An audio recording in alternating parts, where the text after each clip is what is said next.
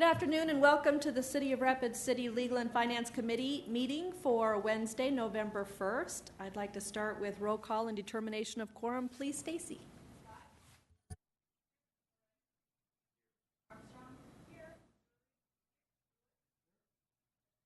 Thank you. Now's the time to adopt today's agenda. If there's any additions, deletions, or modifications from the seated committee members, I'd like to hear now. If not, I'll entertain a motion to adopt today's agenda as presented. Move to adopt. Second. Got a motion by Laurenti to adopt today's agenda, second by Drury. Any further discussion? Seeing none, all in favor? Aye. Any opposed? Today's agenda has been adopted. Now's the time for general public comment. This is a time for any member of the audience to address the committee on any item that is currently not on the agenda. I currently have no speaker request forms. Am I missing anyone for general public comment? Seeing none, we're going to move on to the consent calendar. The consent items today are items 1 through 16. Public comment is now open. Is there anyone in the audience that would like to address the committee on any item currently on the consent agenda, which is items 1 through 16? I have no speaker request forms. Public comment is now closed.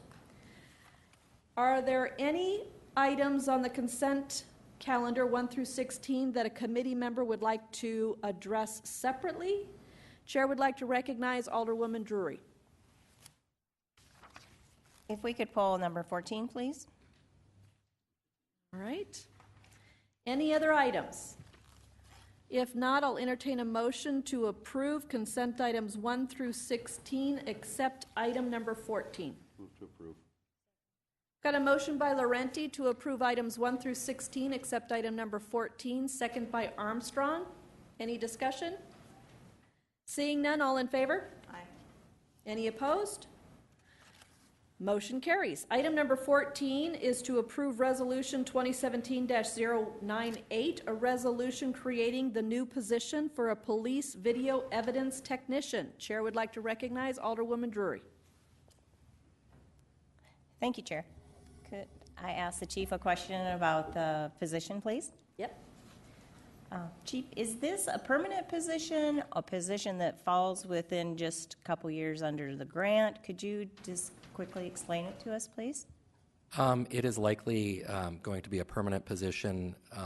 We're going to fund it as part of the matching funds for the grant for the first 2 years.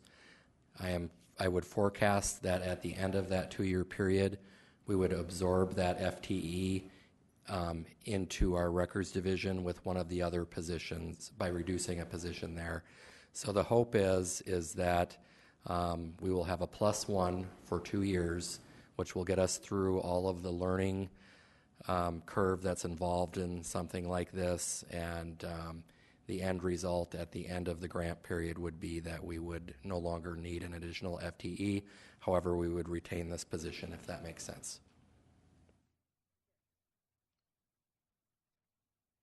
All right, any other comment from committee members? If not, I would entertain a motion. I've got a motion by Lewis to approve item number 14, second by Drury. Any further discussion? All in favor? Aye. Any opposed? Motion carries. We are now on to public comment for non-consent items. Non-consent items on today's agenda are items 17 through 22. I currently have no public comment forms. Am I missing anyone from the audience that would like to address the committee on any item 17 through 22? Seeing none, public comment is now closed. Item number 17 is the introduction and first reading of ordinance number 6209, an ordinance regarding supplemental appropriation number 4 for the fiscal year 2017. I've got a motion by Laurenti to approve. Second by Armstrong. Any further discussion? Seeing none, all in favor? Aye. Any opposed? Motion carries. Item number 18 is to approve the audit report for the City of Rapid City for the 2015 Financial and Compliance Year Report. Chair would like to recognize Alderman Laurenti. Thank you, Chair. If I may, I'd like to ask the Finance Officer a question or two on this. Yes, you may. Thank you. Pauline, she says no. Yeah, I think she'll still answer your So questions. Pauline, this is, I think we had answer this question first. We had kind of a preview of this previously, have we not? Initial findings? The initial findings, actually, this is the first time that you have seen the initial findings. You have seen a draft financial report, which would have been in March of 16. Okay, so, and this is for the 15. Correct. So my question to you is this normal for us to be now? No, Okay. it's not. And in fact, if you look back at the 2014 audit, we were recognized by the Government Finance Officers Association for our reporting. So this is not something that is normal. There's a lot of things that fell into play on the timing of this one, the majority of which was the implementation of our new software system. And hindsight being what it is, if we probably should have waited to implement the fixed asset module until after the 15 audit was completed instead of trying to tie it into the 15 audit. So unfortunately, that we can't undo that part at this time. So it was us providing information to our audit contractor, if you will, who's doing the independent audit. It was us providing information to them. That was the delay because of the implementation of the Tyler software. That was part of the delay, yes. Okay. And then because of that delay, it caused timing issues on their schedule. So how long are we typically, I just can't remember, I should know this, but how long is it typically from the time they start their audit to the time that we get this particular document? So we actually, with their new agreement for the 3-year audit, we changed it where they come in July and do their field work. And under a normal year, they would still have it done by September 30th following year end. That is what our requirements are for bonds and federal grants. So one last question. Some of the findings that were in there on separation of duties and whatnot, obviously we're in now 2017, almost 18. Are you confident that what we're getting in 16 and most likely 17 will not have some of these findings because of we have a better way of reporting on grants, if you will, some of the findings that were in this particular audit? Do you feel like we're good in those areas now? I think there's always room for improvement. I do know, though, with the implementation of Tyler, there's a workflow process within the accounting system now that will help alleviate some of those comments being made. Okay. I yield. Chair would like to recognize Alderman Lewis. Thank you, Madam Chairman. I'd like to make a motion to move this to council without recommendation. If I could get a second to explain my motion. Thank you. Got a motion by Lewis to send to council without recommendation, second by Laurenti. Alderman Lewis, you still have the floor. And my intention in doing so, I know this has not had a chance to be reviewed completely by certain members of the council who would probably like the time, if I'm correct in making that assumption, Madam Chairman. Thank you, Alderman Lewis. And, I will read this over the weekend and so be prepared Monday night. With that, I'd like to just as a courtesy to you and other members of the council who will be spending hours poring over this, chance to look it over before you make a recommendation. Thank you. Any further discussion? Seeing none, Pauline, if I could just ask a follow-up question from Alderman Laurenti's questions. So if the 2015 audit is coming before City Council now, what does that do to the timing of the 2016 audit? Will the 2016 audit still be on time and meet your November 30th deadline? It's September 30th. It's already exceeded that. In talking with Tracy Hansen, the partner in charge of our audit, she's hopeful that it'll be done by the end of the year. Oh, so we're still anticipating 2016 by the end of the year, which would put us back on schedule. Correct. And 2017, we should be right back to where we normally are. And then the other follow-up question on Alderman Laurenti's questions, when you said that the Tyler software now has workflows in progress to alleviate some of the findings from the 2015, will that be reflective in the 2016, or will that not take effect till the 2017? Some of that should be reflective in the 2016 because we were full year implemented on it, where in 15 we were only partial year implemented. Okay, thank you. Any further discussion? Seeing none, all in favor? Aye. Any opposed? Motion carries. Item number 19 is the second reading and recommendation of ordinance number 6201, an ordinance to revise the rates, fees, and charges for the city's water utility by amending Chapter 13.08 of the Rapid City Municipal Code. Chair would like to recognize Alderwoman Drury.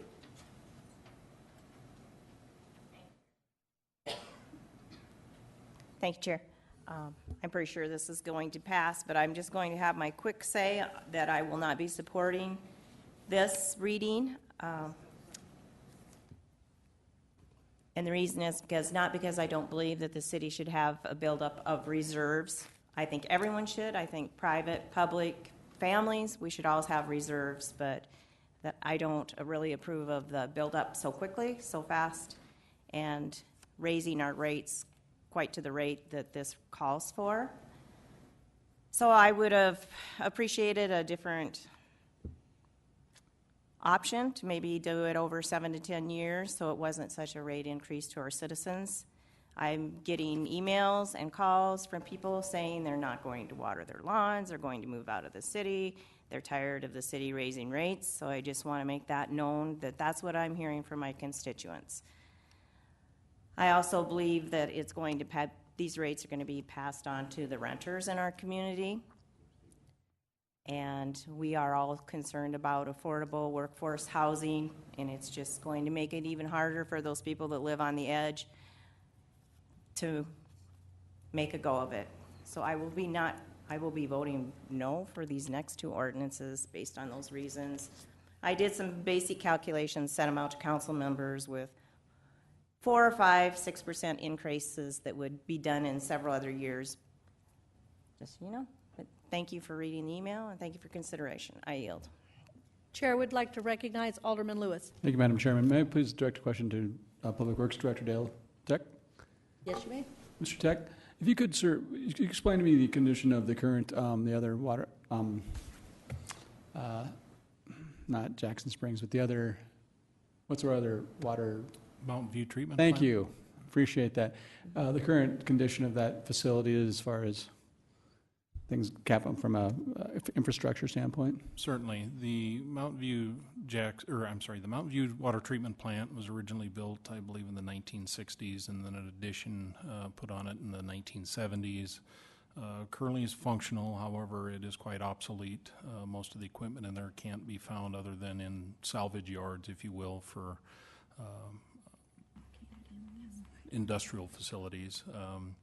At some point in time, the city of Rapid City is going to have to find another either location or ability to treat water. The Mountain View plant could either be retrofitted, which was looked at a number of years ago and is not probably cost effective to do that, and it'd probably be more cost effective to build a new treatment plant somewhere else. So with the discussion of rates, certainly we've got to look to the future in having a viable long-term water supply for our city, and the Mountain View plant probably doesn't fit into that model anymore. So what would be the plan if that plant was, that plant was to somehow fail, would be not going to be repaired for a while? What would be the consequence of that action if that was to happen? Well, that's difficult to say. Today we have current water supply with our Jackson Springs water treatment plant, as well as our wells that we have to supply the needs of the community. If for some reason the Mountain View plant wasn't operational in the heat of the summer, we may have to resort to some severe watering and water usage limitations to our customers. Thank you. I noticed there's an $11 and some surcharge on my water bill that comes through every month with Jackson Springs on it. Maybe someone could speak to that? Is that maybe a finance question? Is that part of the bond for that new Jackson Springs? Could you maybe explain that for me, Pauline? Sorry to put you on the spot. No worry. That surcharge was established when we did the 2009 bonds for the Jackson Springs water treatment facility. And we are required to continue to charge that until those bonds are paid off. The reason why it went that way is we did not have to go to an election then to get permission to have that bond, and it does not actually count towards our constitutional debt limit either by having it repaid from the surcharge. Would it be safe to say that some of that's because we didn't have enough reserves to fix that plant or redo that plant? Absolutely, because that was a $49 million bond issue. Okay, I guess the point, I'm obviously being pretty obvious about this, but I'm also trying to educate as well. That we don't have the reserves to fix these problems if they do arise, and obviously we don't want to be a Flint, Michigan. We don't want to have major water problems, and water obviously is life. So I know it's kind of a brutal amount. If you do it by percentages, if you do it by actual dollars, it's not quite nearly what it sounds like. And I would also say that, this was, my understanding is that from some of the reasons this was not brought forward, it was not politically expedient to bring forth increases for a number of years, and was not encouraged to do so. Obviously, the council can only do what they're informed they need to be done. We can't go out to every single department in the city and know exactly what's going on and what they need without being informed, and the staff was not allowed to do that, in my opinion. So, now we have to deal with it. We don't have a time to waste and to worry about what it's going to be politically. It just has to be done. It's an honest conversation we have to have with the public and let them know that this is something we have to address and prepare for. And I would think we'd be doing a really much bigger disservice if we were not to budget for this in the future and somehow increase the rates. So thank you. Chair would like to recognize Alderman Laurenti. Thank you, Chair. And I just wanted to raise just a couple of other points, but I do support the rate change. I consider myself to be a fairly conservative spender of government and taxpayer money. So in this particular area, this is one of the things that I harp on all the time, that infrastructure and public safety come first. So our water, our ability to deliver safe drinking water to the public is paramount. So this study was extensive. These studies are always extensive. Unfortunately, in years past, council hasn't supported some of the increases that have been necessary that have come out of studies. And this is what happens when councils do something political with infrastructure, when in reality, over the years, they would have been smaller increases had the council adopted the previous studies. And so this is the problem. This is what happens when councils do something politically expedient with infrastructure. So I will support it. I'm not happy with the increase, and none of my constituents are happy with the increase, but this needs to be something that not only people out in the public need to embrace and understand that these are enterprise funds, which means these areas do not operate on some sort of profit. If some of you remember, I don't know, some may have not been on the council, some of us have, we've actually reduced rates on enterprise funds like garbage in recent years because the enterprise had too much in reserve, or at least that's what came out of the study. And that's why garbage rates went down a bit. So it doesn't mean that can't happen with any of these. These enterprises, like the water and garbage and sewer, have to pay for themselves through the fees that they charge to the users. This is not a profit maker, and if it was, if they were hiding money somewhere, I can guarantee you I'd be one of the first people to call it out. So I just want the public to know that from the standpoint of supporting this important piece of infrastructure for the city, I'm going to support it. But I do believe that Alderwoman Drury makes a very good point in that there's a debate about how quickly we can build up the reserves, but the fact of the matter is this is being done because previous councils from previous studies have not adopted the increases, which would have been smaller, and we'd be looking at a smaller increase today. So this is a warning not only for council members today, but it's also for our constituents to make sure that they're holding their elected officials accountable when it comes to infrastructure. We don't have these problems and these huge increases when we have people making sure and holding their officials accountable to infrastructure first and public safety first. So we can debate about other things outside of infrastructure, about spending, and I'll be one of the first ones to raise those, and I raised a whole bunch of them during the budget hearings. But this is not an area that is up for debate. We need to take care of this particular piece and deliver safe drinking water and make sure that the infrastructure will do just that. I yield. Seeing no further lights, just for a point of clarification, I'd like to direct a question to Mr. Dale Tack. So Dale, this discussion on these rates, are attached to item number 19, which is an ordinance reading. But just for clarification, the rates in this ordinance are actually being stricken because we're moved the rates over to a resolution rather than have them in the ordinance itself. So the item before us is actually approving an ordinance that is removing the rate structure from the ordinance itself. That's correct, Madam Chair. Thank you. So just wanted to make sure that all the committee members were aware of that. So the item before us is item 19. Do I have a motion? All right, so I have a motion and a second. I think there was. All right, so I need a motion. I have a motion by Lewis to approve, second by Laurenti. Thank you, Stacy. Any further discussion? Seeing none, all in favor? Aye. Any opposed? Opposed. We have one opposition by Alderwoman Drury. Motion carries. Item number 20 is a second reading and recommendation of ordinance number 6202, an ordinance to revise the rates, fees, and charges for the city's sewer utility by amending Chapter 13.16 of the Rapid City Municipal Code. Move to approve. Got a motion by Laurenti to approve, second by Armstrong. Any further discussion? Seeing none, all in favor? Aye. Any opposed? Opposed. We have one opposition by Alderwoman Drury. Motion carries, or is approved. Item number 21 is a second reading and recommendation of ordinance number 6192, an ordinance to adopt the 2017 edition of the National Electrical Code and to amend local provisions by amending Chapter 15.16 of the Rapid City Municipal Code. Move to approve. Got a motion by Laurenti to approve, second by Armstrong. Any further discussion? Seeing none, all in favor? Aye. Any opposed? Motion carries. Item number 22 is the introduction and first reading of ordinance number 6210, an ordinance to amend Chapter 5.60 of the Rapid City Municipal Code to adopt provisions governing transportation network companies and to amend the taxi cab ordinances. To approve.